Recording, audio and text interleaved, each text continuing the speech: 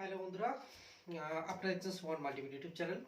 তো বন্ধুরা, প্রতিদিনের মতো আজও আপনাদের সামনে একটা নতুন ভিডিও নিয়ে আসছি। ভিডিও শুরুতেই আমি খুব কি বলবো, রিকোয়েস্টের সাথে বলছি যে আমি প্রফেশনালি ইউটিউবার না। একটা ভাই আমাকে প্রতিনিয়ত কমেন্ট করে, যদিও আমি ভাইয়ের কমেন্টটা দেখি আমার খুব খারাপ লাগে। তো তার জন্য সরি বলছি ভাই। আমি সত্যি প্রফেশনালি ইউটিউবার নই।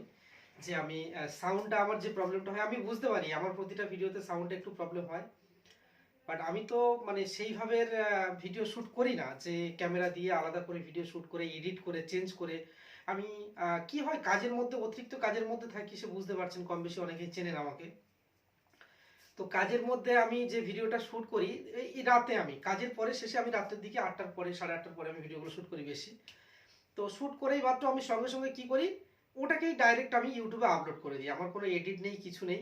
তো ভাই, আমি যে ভাই বারবার করে আমাকে কমেন্ট করছো যে সাউন্ডের প্রচণ্ড প্রবলেম আসছে, তো ভাই আমি নিজে দেখেছি সাউন্ডের একটা সমস্যা আসছে। আমি তার জন্য সরি। তো আমি চেষ্টা করছি সাউন্ডটাকে চেঞ্জ করার জন্য। যদি কোনো ভালো মাইক নিয়ে ভিডিওগুলো শ্যুট করা যায়, সেরকম কিছু যদি থাকে তো আমাকে হেল্প করবে। আমি এইটুকু বলবো যে কীরকম নিলে ভালো হয়, আমাকে হেল্প করবে, আমি নেওয়ার চেষ্টা করবো একটা মাইক। কারণ আমি সত্যি যে আমি সেইভাবে ইউটিউবার, মানে প্রফেশনালি ইউটিউবার নই। আমি যে বিরাট কিছু করে আমাকে করতে হবে তো নেই, আমার সেইভাবে ব্যবস্থা আমার কাছে করা নেই। তার জন্য আমার একটু প্রবলেম হয়, তার জন্য আমি সরি। তো যাই হোক, মূল পয়েন্টে আসি। আমি একটা নতুন তথ্য আমার কাজের মধ্যে আমি পেলাম, যেটা আপনাদের সাথে আমি শেয়ার করতে যাচ্ছি। তো হয়তো কম বেশি অনেকেই জানেন, আমাদের মূলত অ্যাকাউন্টের সব থেকে বড় একটা প্রবলেম হচ্ছে, যেটা আমরা জানি, অ্যাকাউন্টের বড় প্রবলেম বলতে মানে ওপেনিং এর পরে ব্রাঞ্চের সাথে আমাদের যে সম্পর্ক আছে অ্যাকাউন্টের, কোনটা? অ্যাক্টিভেশনের, ফ্রিজ আনফ্রিজ। এই ফ্রিজ আনফ্রিজের জন্য তো আমাদের খুব বড় প্রবলেম হতে হয়। নতুন অ্যাকাউন্ট যখন আনফ্রিজ হয়ে থাকে, আমরা সেক্ষেত্রে সোশ্যাল সিকিউরিটি এন্ট্রি করতে পারি না। হ্যাঁ, আমাদের এপিওয়াইটা এন্ট্রি হয়ে যায়। এর মাঝখানে একটা কথা বলি, আমাকে এটাও কমেন্ট করা হয়েছে যে কথাগুলো একটু কম বলা হোক, তাহলে বুঝতে সুবিধা হবে। তো ভাই সত্যি বলতে আমি তো প্রফেশনালি ইউটিউবার নই যে আমি কাটছাট করে ছোট করে একটু দিয়ে দেবো। এবার এইটুকু মনে করি, কোনো কিছু বোঝাতে গেলে দুটো কথা বলতে হয়, তাই।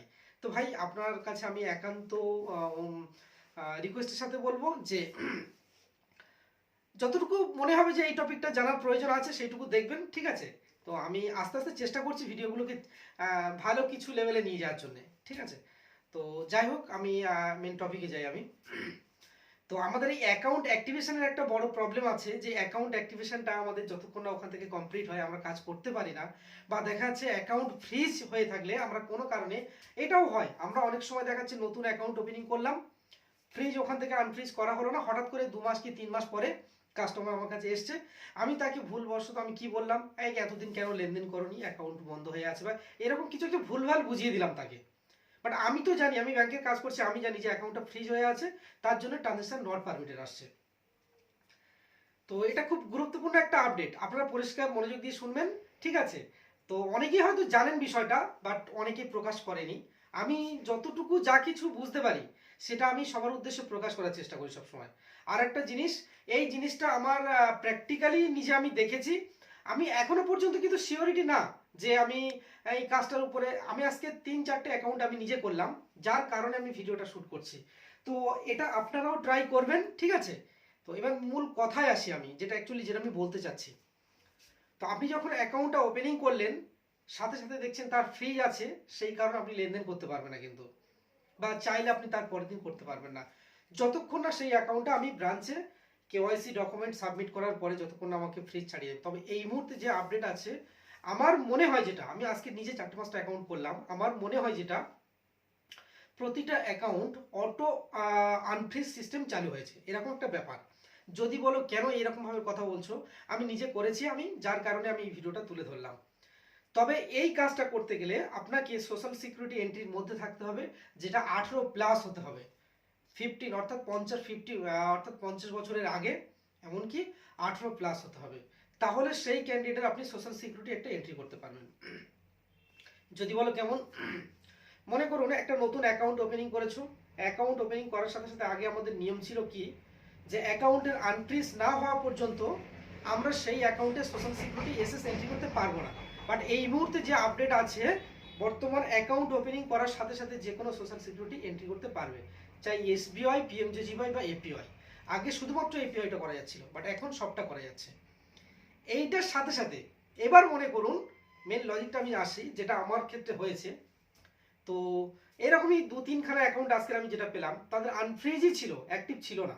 আমি পুরোপুরি শিওর বা আমার নিজেরই দেখা এটা আনফ্রিজই ছিল। তো আমি নিজে কি করলাম, প্রথমে আমি তো দেখলাম যে এখন তো সোশ্যাল সিকিউরিটি ডাইরেক্ট এন্ট্রি নিচ্ছে, সঙ্গে সঙ্গে কি করলাম, তাকে একটা পিএমএসবিআই এন্ট্রি করালাম। তবে আমি কি বললাম, 18+ হতে হবে। পিএমএসবিআই এন্ট্রি করার পরে যখন আমি দেখলাম যে অ্যাকাউন্ট ফ্রিজ কমপ্লিট, আনফ্রিজ না হওয়া পর্যন্ত ব্যালেন্সটা ডেবিট করতে পারবে না, যে সোশ্যাল সিকিউরিটির যে চার্জেবল যেটা হয় কি আর চার্জ। তো যাই হোক, যখন সাথে সাথে 20 টাকা ডেবিট হয়ে গেছে, আমি সঙ্গে সঙ্গে এবার সেই কাস্টমার আমার কাছে টাকা তুলতে এসেছিল, আমি এবার সাথে সাথে উইথড্রল করলাম। উইথড্রল করে এইবার হ্যাঁ, এখানে উইথড্রলের একটা মেন প্রসেস আছে। আমরা সারাদিনে উইথড্রল করি, সর্বোচ্চ লিমিট আমাদের 10,000 টাকা। তো ট্রান্সফার হয় ঠিক আছে, উইথড্রল লিমিট আমাদের 10,000 টাকা।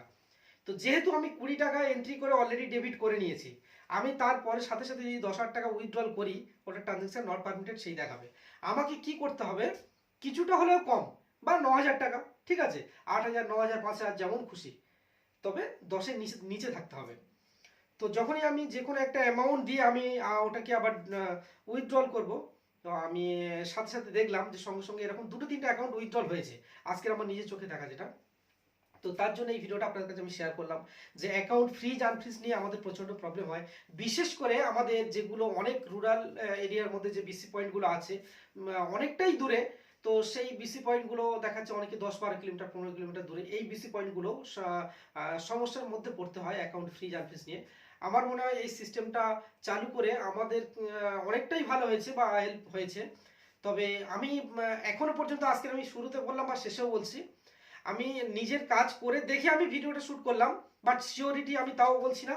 এটা যদি কোনো সিএসপি ফ্রেন্ড বা কাল থেকে অবশ্যই আমার ভিডিওটা আপলোড করার পরে যারা দেখবেন, নিজেরা ট্রাই করবেন, করার পরে যদি মনে হয় যে ব্যাপারটা সঠিক, অবশ্যই একটা রিকোয়েস্ট করবে, একটা কমেন্ট করে প্রত্যেকেই জানাবেন যে হ্যাঁ জিনিসটা ঠিকই আছে।